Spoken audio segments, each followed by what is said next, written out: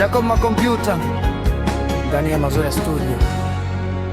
Miaka 20 sasa imepita tangu ulipotuacha, lakini sauti yako na maneno yako ya mwisho bado yanavuma masikioni mwangu. Kama ulinambia jana, ulinisihi nipunguze hasira, kwani ingeninyima furaha ya maisha, ingeninyima maamuzi sahihi, pia ingenifanya nikosa amani ya moyo. Pili, nisithubutu kupiga ndugu zangu hata kama kanikazwa mno, kwani ulinitaka nitekuwa kiongozi wa familia. Niongeze kwa upendo uliotuachia, uishi kizazi na kizazi. Katika yote hayo nimejitahidi kuyaishi mausia yako. Nilienda kukutafutia supu ukiwa kitandani hospitali kwa upendo wa dhati, ingawa sikupata nafasi ya kukulisha kwa mara ya mwisho.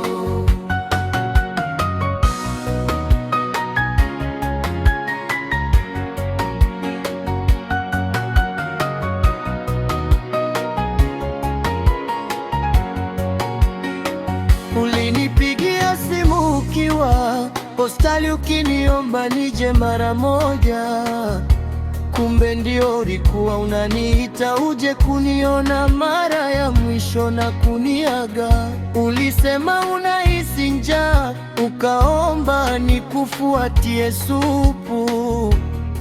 Niliporudi tu nikakuta tayari ushatwaliwa na Mungu.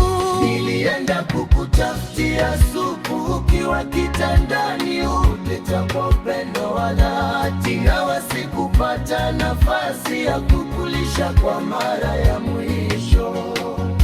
I wish kungekuwa na uwezekano ukachungulia duniani, ukaona mjukuu na mkamwana, nina imani ungefurahi sana. Lakini Mwenyezi Mungu aliamua iwe siri kwa kujenga ukuta wa kutenganisha wafu na walio hai.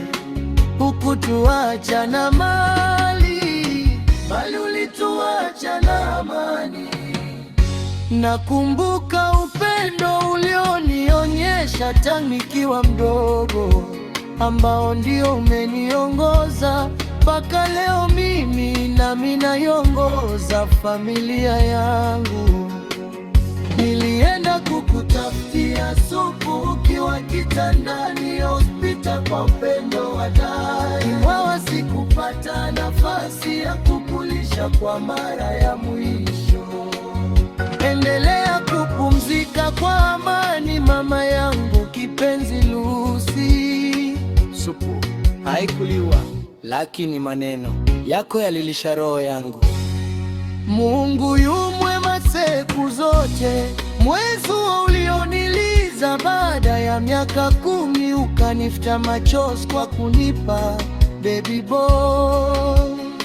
Wanapendana mno na wajina wako na wanaishi kama mlivyokuwa mkiishi na meo. Ama kweli nafsi haisahau kamwe ya duniani. Rest in eternal peace, Lucy Musa.